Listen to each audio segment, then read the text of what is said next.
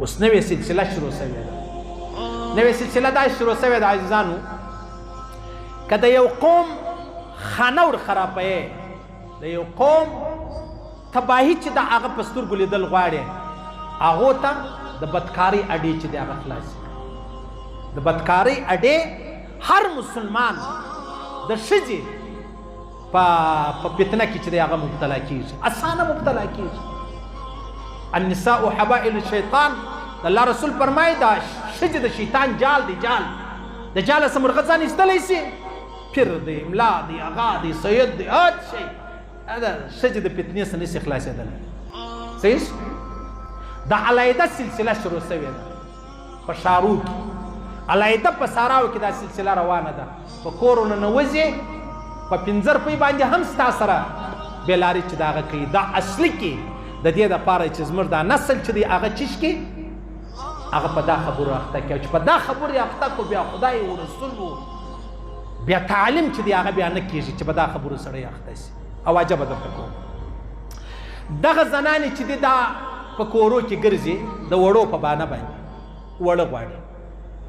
دا ښځې چې دی هغه ښځو ته وایي ته ده بیا د بیمار د سر ویښتان لرئ، زموږ تی زنانې ژمنځ کوي بیا په کڅوړ مڅوړ کې. اوس بیا شنې خرې دي، بېوقوفه دي، د جهان د خرطوبۍ پر انتها ده. ویښتان اواقې په هغه ریړۍ کې وغورځوي، په هغه کچره کې وغورځوي، هغه یې راوړي هلته په کچره کې. و دې ته کتل حرام دي چې سړی په دا پوه دا د یو زنانې د سر ویښتان دي. پر ښځه باندې دا حرام ده چې دا راولاړېږي د خپل سر ویښتان غورځوي. پخوا به د زنانو زموږ مشرانو دا ناګانو پلانۍ دې به دا خپل ویښتان علیحده پټول په کڅوړو کې، علیحده به یې کڅوړې ورته جوړې کړي، بیا یې پټول په خاورو کې. خو ځکه ګرد تباه هم دي، در په در دي، د هر یوه چې ووینې.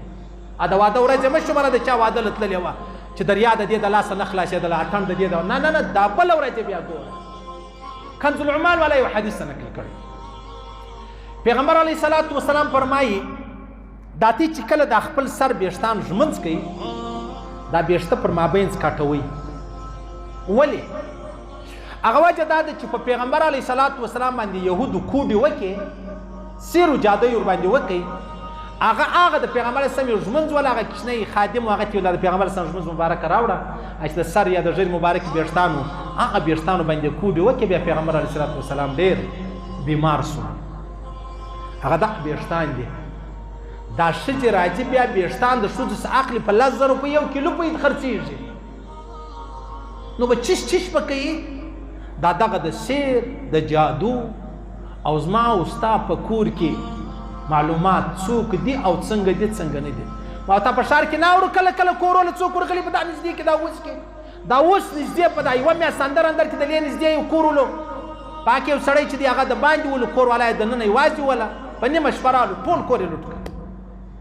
کله د پایې والا، کله د پولیو والا، کله د چاپیو د اپسي په بانه باندې هغه غلی. صحیح. دا شیخ اسامه چې کومه خبره ده هغه څنګه پیدا شو؟ د پولیو په ذریعه پیدا شو. پولیو ورکول در دې ځای پورې ځان ورسوي، مفته نه ده خبره. امریکا زما او ستا غم اخیستی دي. او بیا دغه ویښتانو باندې سیر کوډي او زموږ ځوانان خرابول، او بیا د جاسوسۍ د کور معلومات، سبا چې بیا بل چاته معلومات ورکوي. داسې فتنې دي، د الله رسول فرمایي زه روان یم، یوه فتنه در پرېږدم، یوه فتنه در پاتېږي چې هغه زنانه ده او د زنانې څخه به خلاص نسي، زنانې څخه به خلاص نسي. دا زنانې زما او ستا کور را خراب کړی. ورسه دا نږدې بنګېګړ لره ورسه په لین کې زما او ستا د کور اجاړیانې نه، چا به یو حج کړی، چا به 2 کړي، چا به یوه عمره کړي، چا به 2. دا د سحرو د کوډو تعویضو دپاره ناست دي. والله زه داسې بیخي دونه کیسونه دي، ګر سره به حیران پریشانه پاته سي. خدای پاک خو دې طالبانو ته طاقت ورکړي، قوت ورکړي چې دا چې کوم جادوګران دي دا ټوکړې ټوکړې کړي. کوم جادوګران دي؟ یو سړی ما ته را معلوم دی، نو هغه واده وکړي. چې واده یې وکړي، بیا دا کم سړي چې دا ښځه غوښته هغه نه وغوښتله، نو د دې هلک مور ویلې ول والله که راسه زړه سي په دې کور کې، والله که راسه زړه سي. کوډ یو سیر جادو پر وکړي، دا زما خیال 10 کال دی، تر نن ورځې پورې دا خاوند خپل کور والا نه دی ورغلی.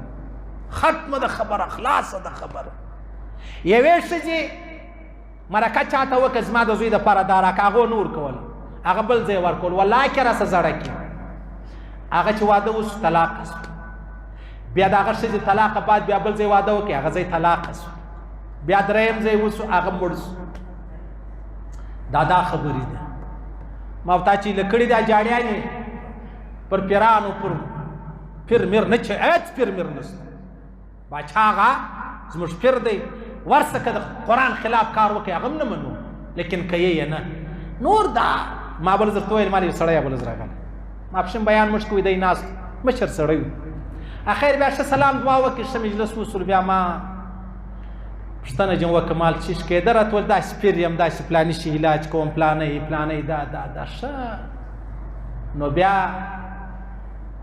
ما ورته ویل پخوا څه کار و کتار دې کوئ چې تعلیم معلم څنګه یا مولوي صاحب شی نه کوي مال پخوا څه کول خو اوس پیر صاحب وویل پخوا غل و مولوي صاحب رښتیا درته وایم غلا والله که درواغ پخوا غل و غلا یې اوس پیر سوی والمولوي صاحب وزیران هم زما کور لره جو زه تاله راغلی ما زما بیا عقیده کمزورې زه څه چم وکړم که اوس هم پر لاس مچه کړی وای ښه سجده به م درته کړې وای چې هغه امیان څه وایي وایي ته به کوې خدای به کوي صحیح شو دا به درته ویلي وای چې کارونه مې باندې ما لر خندا راځي ستی پر پیرۍ باندې نو دا څنګه خبره ده نو خو ته ورغلی که ته نه وی ورغلی والله که دی پیر سوی وای بد یې نه بیانوم چې دا اوس دی به سبا زما بیان وای مولوي صاحب ما خو زړه خو زه ستا مرید سم نو زه څه وکړم نو ای سره که مریدان دي دا زما او ستا پیرې سوه په غور دا خبره واورئ ورسئ دلته ورسئ که نه منئ پته به درته ولګېږي خیر